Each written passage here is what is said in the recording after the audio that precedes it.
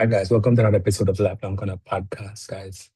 All right, so um national break, 2 weeks of no Premier League football, no club football. And I kind of going to do a video today that's a little bit controversial. Not controversial, but probably is ill-timed. Probably no, is not the right time to do this. I know that we had an unfortunate result in the Carabao Cup. We lost to Man City 2-0. Um, the performance was underwhelming, was poor, to say the least, both individually and collectively. However, I was going to do this video anyways, um, because though we've got this far in our competitions, there have been many a times where we've been lucky to have been in the position that we're in. Stroke of luck, and that's why one of my videos I said, when it's your time, and there's nothing that can fight it. Because there's moments where by the grace of God, guys, and I know you know what I'm talking about.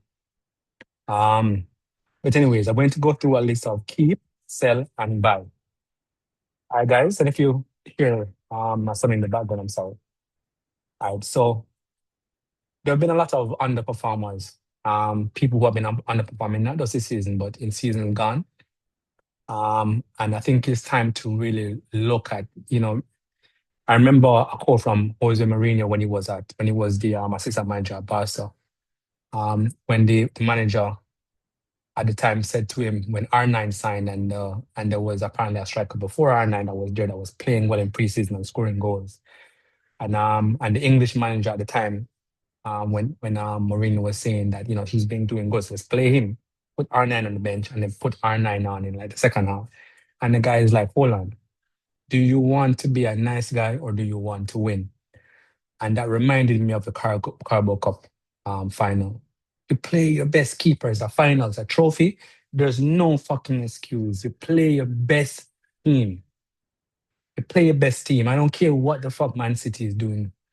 Um, and you play David Raya. And it's so funny because I found it a little bit suspicious that Pep Guardiola started Trafford, and I feel like he planned to start. I don't know if they spoke, but I just have the feeling that they spoke, and Pep baited him into starting Kepa because he knows there's a lot of faults in his game. Um, Pressure being one, inability to play out of defense, um, ball to feet, in a very convincing, competent way. Aerially a bit poor. His strong suit is really um, penalties, and he's a somewhat good shot stopper. Anyways, um, so let's go through this list of players who, just at this point, I feel like it has run its course and it's just time to go. So players to sell in the summer: Gabriel Jesus, Gabriel Martinelli, and the Trossard is old, anyways. Um, Norgard, it was a stopgap. He's old, anyways. Kepa, he's old, anyways. I mean, he's not old in keeper terms, but he's just not good enough, anyways. Kivior, not good enough. Obviously, he's on loan right now. And if you're at the age that Kivior is at and you're in center on loan, it means that there's no long-term plan for you.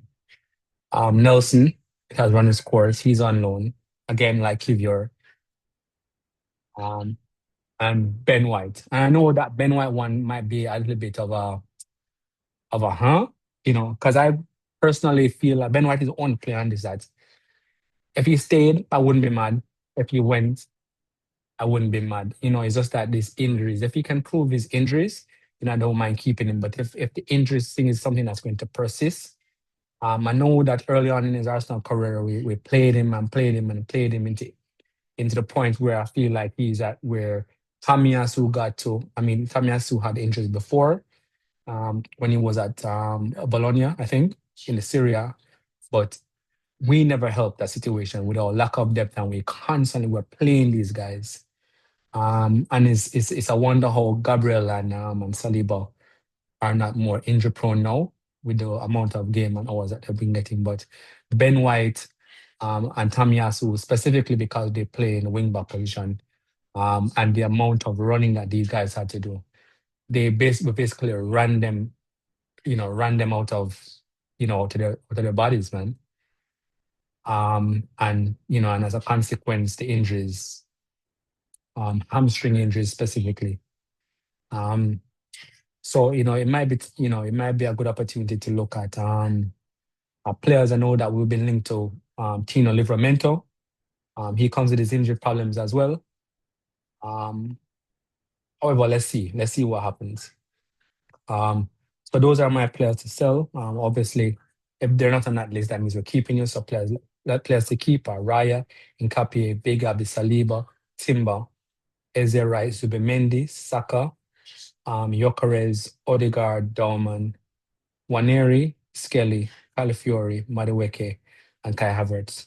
Now, within these key category, um, there are a bunch of players who, in another season, if things don't change, might find themselves on the sell. And we're talking about players like Martin Odegaard. If he can't prove his injury, if he can't prove that he's getting over his injuries, if he can't prove that he can perform in big games, um, then we might have to look at players like Kai Havertz. I love Kai Havertz. I love Odegaard. But if these players, if their injuries persist and they're not available, there's no point, guys, because we're in the game of winning. That is the whole point of competitive sport, right? And then we have players like Bukayo Saka. I love Bukayo Saka, guys. I'm not saying that we should sell these guys, outright. I'm just saying that, you know, we have to be getting better as time progresses, and we can't afford for our emotions and feelings um, to get in the way of that long-term vision and long-term plan. Saka has been, and I've said this in every video for this year, that Saka has been far miles off, guys, miles. His mobility, his fitness looks bad. His mobility is poor. He looks very heavy. He looks very heavy. You know how when Gyökeres just signed, he looks very heavy? Saka looks heavy. And I feel like that's a part of the reason why what he's trying to do doesn't oftentimes come off. Is because he's carrying too much weight. He looks heavy, guys. Doesn't look like the lean Saka.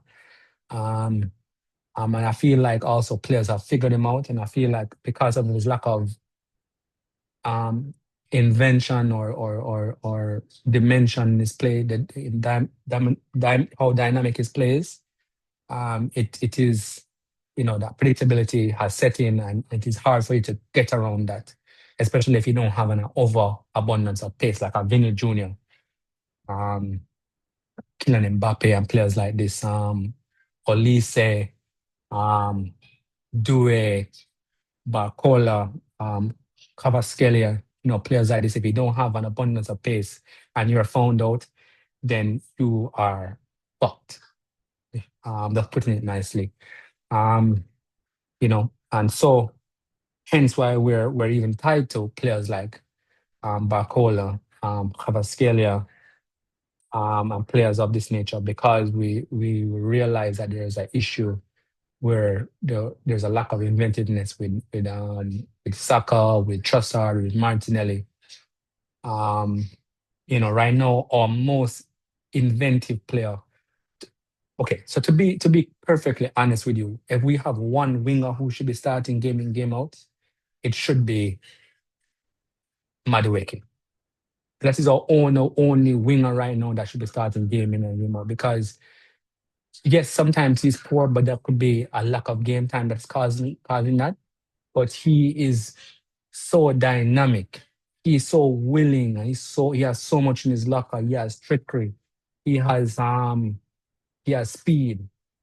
He has a progressive mindset that he can do even when his back is against the wall, even when he's teamed up like Osaka is being teamed up. He can beat two men at the same time, draw fouls, you know, free kick FC, corner kick FC, however you want to put it, get a lot more of these in game, and increase our chances of scoring. Madueke is our, and Max Dauman. a 16-year-old. These are two best wing attacking players this year in terms of inventiveness. Um, and it's only a matter of time that the numbers will start to show where when more game time starts to come into play. So players, I mean, this is my list. I mean, I know some of these players we definitely have been linked to. Julian Alvarez, that's an immediate improvement on Gabriel Jesus and Victor Gyökeres. Um, Talking about Tonali, there have been moments where Martin Zubimendi does look tired, um, which is expected because he's coming from La Liga. There was no break. The pace of the game, the intensity of the game, it was only a matter of time before he started to suffer. Especially because we're a club that is very that is challenging on the forefront. I know he's not used to that. I know Real Sociedad has been a club that they'll be in competition and they'll fall to the wayside. Oftentimes they're not even in the Champions League; they're in the Europa League and no European league in European competition. But usually they're not contesting the La Liga, and usually they're not contesting um the I don't even know what do you call the cup competition in Spain again. I can't remember right now. I don't know why it's slipping my mind. But yeah, so it was only a matter of time that he started to suffer. Tonali, players like Tonali, Guimaraes are the type of players that I really, really, really like. So to be linked with a player like Tonali, I always buy him on FIFA or any soccer game that I'm playing, football manager, whatever. He would be a really good shout. He has a great engine on him. I know he's likened to Declan Rice. Is that such a bad thing, though? You know what I mean? Is that a reason to not buy a player? If Declan Rice is probably, well, if Declan Rice is our best midfielder, then why wouldn't we want a player like him, another player like him? Like I hear some people saying, oh, the profile of Declan Rice is similar to Tonali, so why buy him? Duh, because he's going to get fucking tired. And there will be nothing better than to have another Declan Rice in your squad. So you know, for those people who are suggesting that that is not a good reason for that reason, that is interesting. Um, yeah, so I love a player like Enzo Fernandez. I know that is probably going to be next to impossible. I don't really like his personality per se, or what I've seen of him. I don't know the guy personally, obviously, but he's not as bad as Caicedo is in terms of being rushed to the head. But they seem to have Argentinian players seem to have a temperament problem. In Jamaica we say like they're mad like them yam chicken batty, isn't it? But yeah, Argentinian players, then I don't know if they eat too much beef, but they seem to have a temperament issue. Um, and anyways, and like I said before, we link to players like Livramento, Bowadi, from Lille, the youngster, who is similar to, but not exactly the same as a player that we had in our ranks recently, Matteo Guendouzi. Matteo Guendouzi would have been a fantastic player, and he would have been way further in his career in terms of development, and stats and everything else if he does just learn to shut his mouth. Um, but it would be I would love to see a young player like Boadi come into the Arsenal ranks in midfield. Um, Wingers, Olise, Kvaratskhelia. I know we're linked to Kvaratskhelia. Um, you know, Players like Olise. Who else? Players like Bradley Barcola.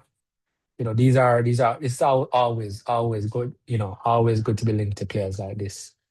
Um, but not at the detriment. It's so funny because I wonder, um, where this leaves players like Miles Lewis Skelly, um, and Waneri, because Waneri is already on loan at Marseille, and we've seen that Skelly, despite a meteoric first season, the second season failed to live up to that same expectation and hype. So it'll be interesting to see what happens. Maybe loan, maybe there was a plan to change him into a midfielder, so they're kind of trying to mold him out of the wing back position and have him, you know, playing in that or are trying to be adapting mindset to playing in midfield next season. That should be interesting to see. So yeah, guys. Let me know what you think. Let me know if you agree with me in terms of who we need to buy, sell, and keep. Let me know as far as criticisms are concerned, the players that are criticized. Let me know if you are on board. And remember, guys, we're all Arsenal fans. So we're not here to slate off players um, for no reason, especially. But even if they're poor, we're not here to be destructive. We have a lot of reason to be optimistic and to be upbeat. So we want to keep that mindset in the camp going into this final months. We still have three cups to play for. We have the Champions League, the Premier League, and the FA Cup, guys. All right. So the treble is still on, guys. So come on, you Gunners. See you on the next one.